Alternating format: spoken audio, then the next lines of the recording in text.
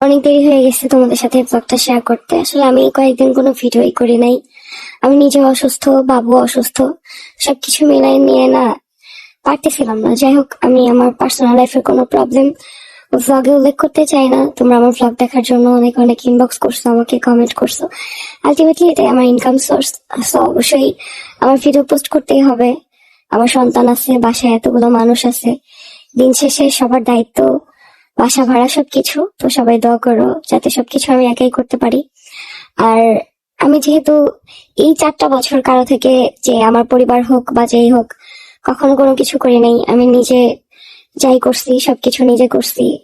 Even অবশ্যই আলিশার বাবাও আমার সাথে সাথে করছে, বাট এখন যেহেতু আমি একা, তো আমার একাই করতে হবে। আশা করি তোমরা সবাই দোয়া করবা। তো আলিশা হচ্ছে এত অসুস্থ হয়ে গেছে কারণ ওর বাবাকে ছাড়া একদমই থাকতে পারে না। ওর যাই হোক, সারাদিন পরে রাতে ওর বাবাকে লাগবেই।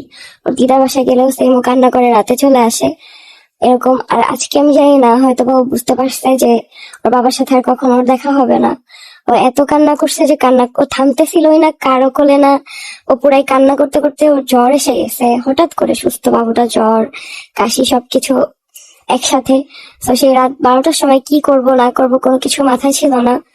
পরে এখানে যে দোকান খোলা থাকে সেটাও আমি জানতাম না। আসলে বাইরের কোনো কিছু তো আর আমি কখনো ম্যানেজ করি নাই, তাই আমি জানতামও না।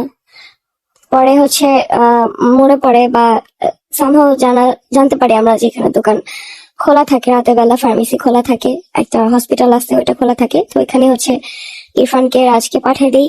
ওরা যে হচ্ছে বাবুর জন্য ওষুধ নিয়ে আসে, রাতে ওকে ওষুধ খাওয়াই দিই। তারপরে ও একটু ঘুমায়, তাও ভোরের দিকে, মানে সেহরির পরেও ঘুমায়।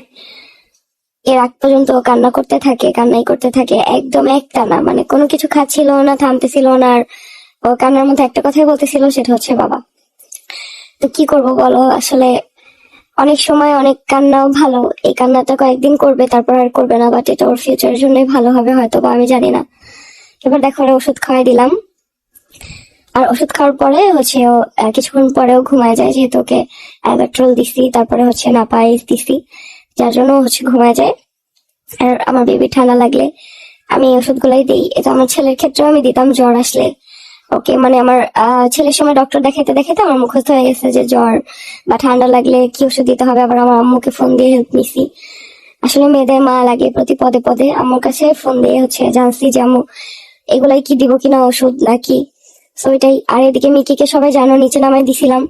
তো ও আবার পাকনামি করতে যায়, গেটের চিপা থেকে বাইরে গেছিল। আর বাইরে কিছু বড় কুকুর ওকে হচ্ছে অ্যাটাক করে, একটা বড় কুকুর ওকে কামড় দেয় পিঠে। তো এটা দেখে অনেক বেশি খারাপ লাগে। তো ওরা যখন ওষুধ আনতে যায় তখন এই জিনিসটা দেখতে পারে।